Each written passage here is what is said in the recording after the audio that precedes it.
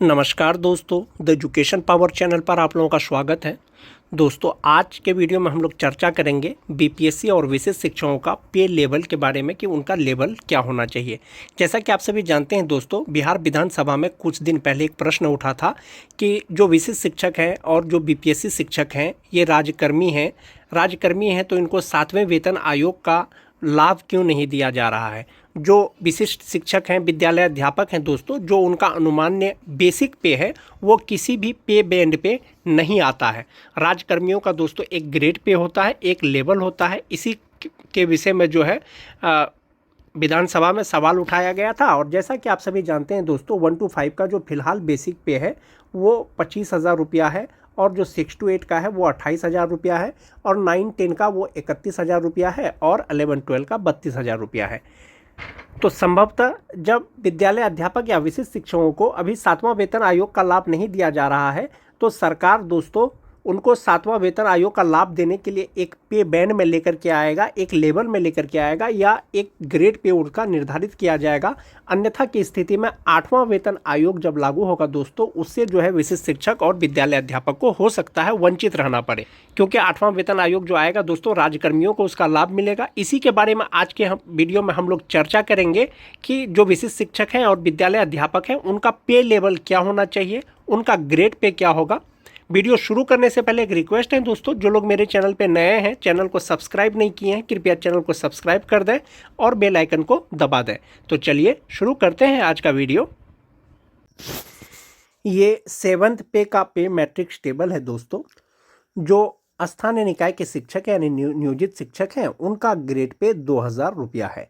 ये जो पे बैंड है ये 5200 से 20,200। दूसरा पे बैंड है 9300 से 34,800। तीसरा पे बैंड है 15,600 से 39,100 तक। जो 2,000 रुपया ग्रेड पे है दोस्तों, वो स्थानीय निकाय के शिक्षक यानी नियोजित शिक्षक जो 1 to 5 के हैं बेसिक ग्रेड के, उनका जो ग्रेड पे है वो 2,000 रुपया है, और जो स्नातक ग्रेड के हैं उनका 2,400 रुपया है। फिलहाल जो विशिष्ट शिक्षक हैं और बीपीएससी टीचर है दोस्तों, जो 1 to 5 के टीचर हैं उनका स्टार्टिंग बेसिक पे 25,000 रुपया से शुरू है बेसिक पे। तो ये जो ग्रेड पे है दोस्तों 1,800, 1,900, 2,000, 2,400, 2,800, आप इसमें देखेंगे कि 2,500 रुपया कहाँ फिट बैठता है। आप देख पाएंगे कि वो 2,500 रुपया इस पे लेवल में 7 पे लेवल पे कहीं पर भी नहीं है। इसका मतलब है कि आपको 7 पे कमीशन का लाभ नहीं दिया जा रहा है। 8th पे कमीशन जो लागू होगा दोस्तों, तो वो राज्य कर्मियों के लिए लागू होगा, और एक लेवल पे लागू होगा कि आपको जो पेमेंट दिया जा रहा है किस लेवल का दिया जा रहा है, कितना ग्रेड पे का दिया जा रहा है। क्योंकि बेसिक ग्रेड के जो शिक्षक हैं, विशिष्ट शिक्षक और बीपीएससी शिक्षक, उनका बेसिक पे 25,000 रुपया से शुरू है, और 25,000 रुपया ये कहीं पर भी किसी भी लेवल पे नहीं है। तो आप देखेंगे कि उसके आसपास का 25,000 के आसपास का जो बेसिक पे है वो 25,500 रुपया है। 25,500 रुपया है तो वो ग्रेड पे 2,400 रुपया होगा, वो लेवल 4 हो जाएगा।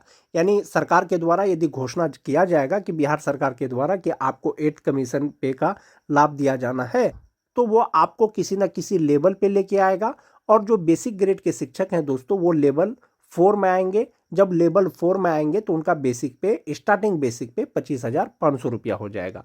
उसी तरह से अगर 6 to 8 की बात करें दोस्तों, 6 to 8 का जो बेसिक पे है वो 28,000 रुपया है। तो 28,000 रुपया है बेसिक पे, तो आप देखेंगे कि 28,000 रुपया उनका बेसिक पे किसी भी बैंड में, किसी भी पे लेवल पे वो जो है फिट नहीं आ रहा है। तो 28,000 रुपया के आसपास का बेसिक पे कहाँ है? 28,000 के आसपास का बेसिक पे है 29,200 रुपया।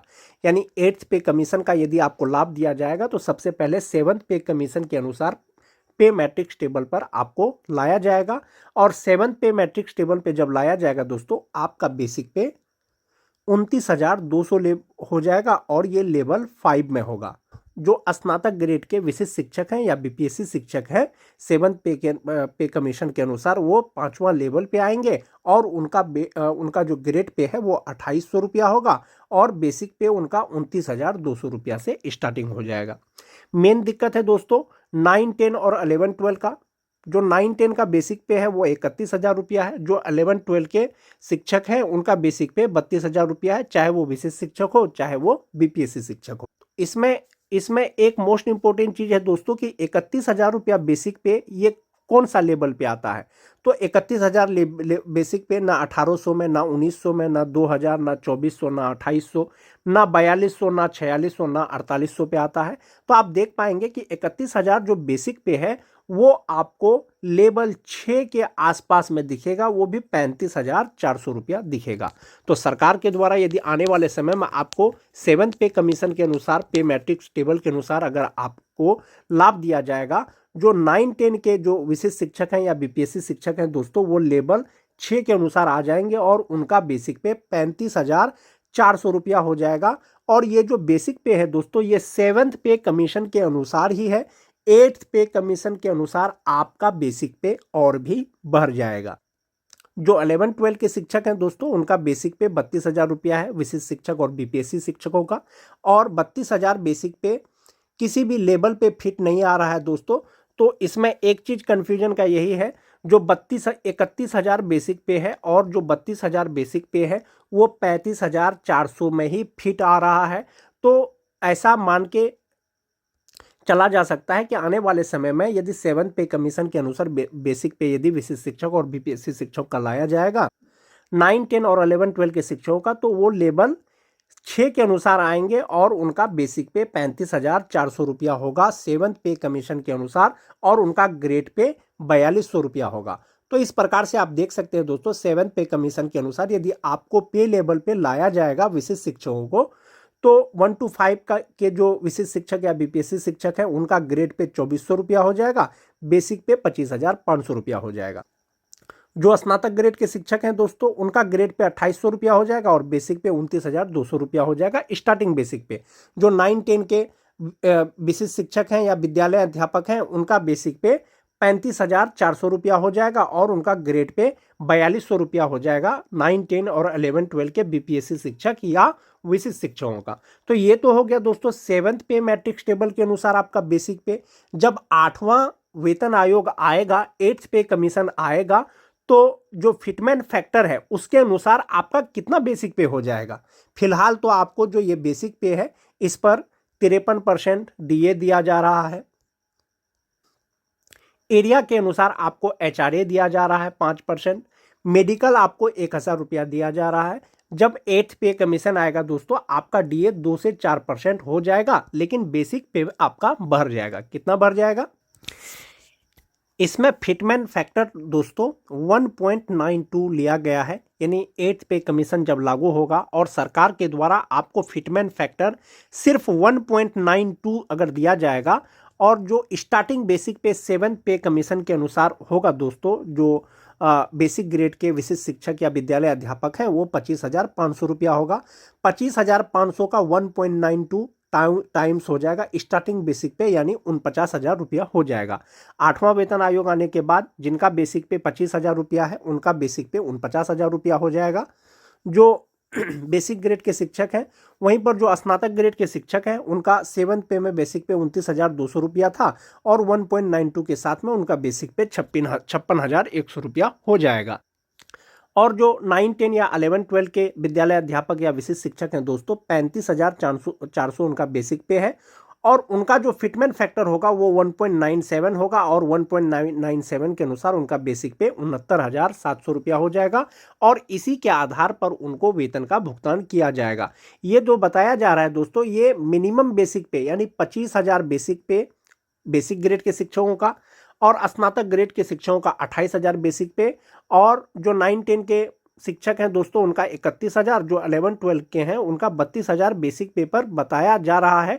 लेकिन हो सकता है बहुत से शिक्षक ऐसे हैं दोस्तों प्राइमरी सेक्शन के यानी बेसिक ग्रेड के, जिनका बेसिक पे 25,000 रुपया से ज़्यादा है, यानी किन्हीं का 27,000 रुपया है, किन्हीं का 28,000 रुपया है, किन्हीं का 29,000 रुपया है।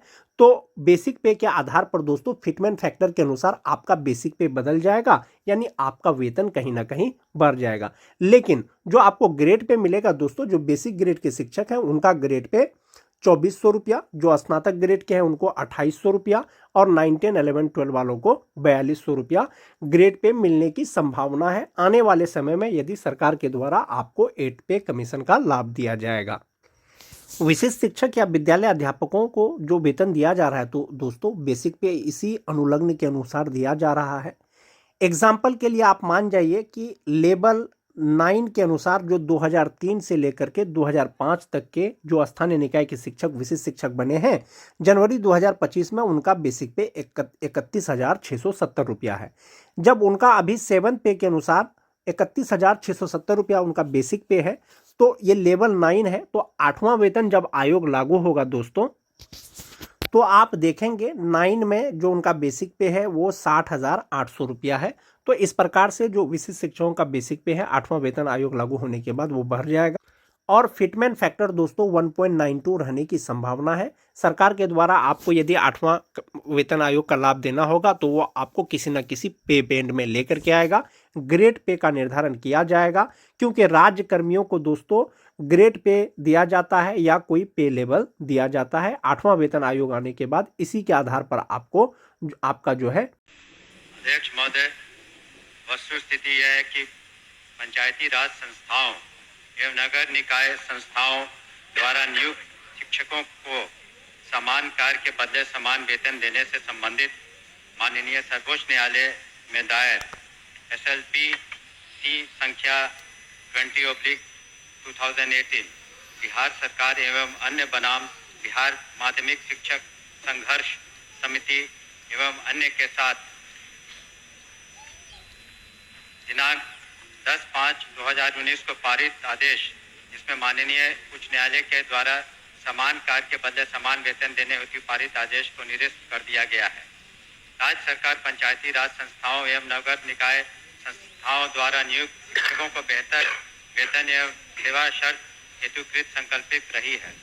राज्य सरकार ने सहानुभूति पूर्वक इन शिक्षकों को 1/9/2020 से EPF योजना, जिसमें राज्य सरकार के द्वारा लगभग 5% अंशदान दिया गया है, से आच्छादित करते हुए दिनांक 1/4/2021 से 15% का वेतन वृद्धि किया गया। पुनः राज्य सरकार द्वारा स्थानीय निकाय शिक्षकों को बेहतर सेवा शर्त एवं वेतन प्राप्त हो के परिप्रेक्ष्य में बिहार विद्यालय विशिष्ट शिक्षा नियमावली 2023 अधिसूचित किया गया। नए शिक्षकों की नियुक्ति हेतु बिहार राज्य विद्यालय अध्यापक नियुक्ति स्थानांतरण अनुशासनिक कार्रवाई एवं सेवा शर्त नियमावली 2023 अधिसूचित किया गया।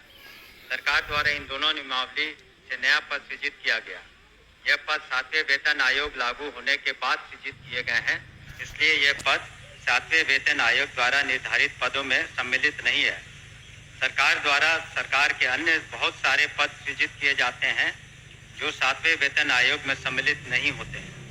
इन दोनों नियमावली के तहत वर्ग 1 से 5 के शिक्षकों को 25,000, वर्ग 6 से 8 के शिक्षकों को 28,000, वर्ग 9 से 10 के शिक्षकों को 31,000 एवं वर्ग 11 से 12 के शिक्षकों को 25,000 प्रारंभिक वेतन निर्धारित करते हुए पे मैट्रिक्स का निर्धारण किया गया। उक्त नियमावली के तहत शिक्षकों को बेहतर प्रोन्नति का लाभ दिया गया। अगले संभावित जो वेतन आयोग 8वां वेतन आयोग में ये शिक्षा विभाग द्वारा इन विद्यालय अध्यापकों एवं विशिष्ट शिक्षकों के वेतन मान को उचित स्तर पर निर्धारित करने हेतु वित्त विभाग को अनुशंसित किया जाएगा। महोदय, मैं पूरे वक्तव्य को मैं सुना। सरकार BPSC का एग्जामिनेशन लेकर के सरकार ने घोषणा किया कि वो राज्यकर्मी होंगे। दूसरी बात की सरकार ने ही घोषणा किया कि सक्षमता परीक्षा पास जो कर जाएंगे शिक्षक वो राज्यकर्मी होंगे। तो जब राज्यकर्मी होंगे तब फिर क्या औचित्य है कि आप उसको 7वें वेतन के लाभ से अलग रखेंगे, उस श्रेणी में नहीं रखेंगे? क्यों उसको राज्यकर्मी का दर्जा देते हुए और राज्यकर्मी की घोषणा करते हुए उस लाभ से सरकार क्यों वंचित रखना चाहती है, ये मैं जानना चाहता हूँ। माननीय मंत्री। अध्यक्ष महोदय, इसमें जो विचार विमर्श किया गया वित्त विभाग से, ऐसी बात नहीं है कि सहानुभूति तो पूरी रखी गई। एक और आंकड़ा मैं पढ़ना चाहूंगा सदन के सामने। वर्ष 2003 में जो नियुक्त प्रशिक्षित शिक्षा मित्र थे, प्रारंभ में उनका नियत वेतन प्रति माह था 1,500। जो वर्तमान सकल वेतन प्रति माह हो गया 31,340। वर्ष 2006 में नियुक्त पंचायत प्रखंड नगर शिक्षक थे 5,000, उनका वर्तमान सकल वेतन प्रति माह हो गया 29,410। वर्ष 2010 में नियुक्त पंचायत प्रखंड नगर शिक्षक 7,000 था वेतनमान, तो उनका हो गया आज के दिन में 29,410। वर्ष 2013 में नियुक्त पंचायत प्रखंड नगर शिक्षक 10,000 थे, उनका आज के दिन में 29,410 सकल वेतन प्रति माह हुआ। ये वित्त विभाग की सोच थी कि इनका 7वें वेतन आयोग से आच्छादित नहीं होंगे और इनके लिए अलग से उन्होंने एक पे मैट्रिक्स बनाई। लेकिन साथ ही हमने ये भी कहा कि भविष्य में जब 8th पे कमीशन लागू होगा तो उसमें फिटमेंट कमेटी बैठती है और फिटमेंट कमेटी जिस श्रेणी में ये फिट करेंगे उसमें उनको आच्छादित करेंगे। धन्यवाद। महोदय, जो सरकार के द्वारा वक्तव्य फिर दोबारा दिया गया, ये पुरानी बात को दोहराई गई कि जब नियोजन इकाई कई नियोजन इकाई थी, आपने तय में उस तमाम नियोजन इकाई को भंग कर दिया। अब जिला स्तर पर नियोजन इकाई आपने गठित कर दिया, जितने जिला है उतने ही नियोजन इकाई है, और आपने आपके फैसले से सरकार ने फैसला लिया कि अब तमाम जो पहली प्रक्रिया थी उसको हम समाप्त करते हैं और बीपीएससी से एग्जामिनेशन लेकर के हम शिक्षक को बहाल करेंगे और वो राज्यकर्मी होंगे। दूसरा, कि सरकार से हम लोग बात कर रहे थे कि जो पुराने तरीके से पंचायत से, प्रखंड से, जिला परिषद से जिन शिक्षकों को नियोजित किया गया उनको आप सरकारी कर्मी घोषित कीजिए। सरकार ने एक फैसला लिया, सक्षमता परीक्षा जो पास करेगा वो सरकारी कर्मी होंगे। तो सवाल उठता है कि सरकारी कर्मी वो सिर्फ स्कूल में नहीं पढ़ाते हैं, उनसे आप चुनाव में बूथ पर भेजते हैं, उनसे आप जो है सो बीएलओ बनाते हैं, उनको कई तरह का सवाल करते हैं। जब वो सरकारी कर्मी आपने घोषित किया है तब सरकारी कर्मी के बराबर उसके समकक्ष 7वां वेतन क्यों नहीं देना चाहती है, ये हम जानना चाहते हैं। तो नहीं, उनका कहना है कि वो पुराना जो बताया 4,000 था, 2,000 था, 3,000 था। दूसरी बार खड़े होकर बोले नहीं सर, अध्यक्ष महोदय, जब ये पूरा मामला वित्त विभाग में गया, वित्त विभाग इसमें सारी निर्णय लेता है। पे मैट्रिक्स उन्होंने नया किया और कहा कि ये 7वें वेतन आयोग से आच्छादित नहीं होंगे। और दूसरी बात ये भी है, हम इस बात को स्वीकार कर रहे हैं कि भविष्य में जब 8th पे कमीशन का इन्होंने बात उठाई है, तो जब भी पे कमीशन केंद्र सरकार के द्वारा जब वो लागू होता है तो यहाँ बिहार में भी फिटमेंट कमेटी बैठती है और फिटमेंट कमेटी के अनुसार उस वक्त इसमें जिसमें करेंगे हम लोग अनुशंसा करेंगे। लेकिन अंतोगत्वा इन सभी मामलों में वित्त विभाग अपने वित्तीय प्रबंधन के तहत ही अंतिम फैसला देता है, जिसको सभी को स्वीकार करना पड़ता है। धन्यवाद।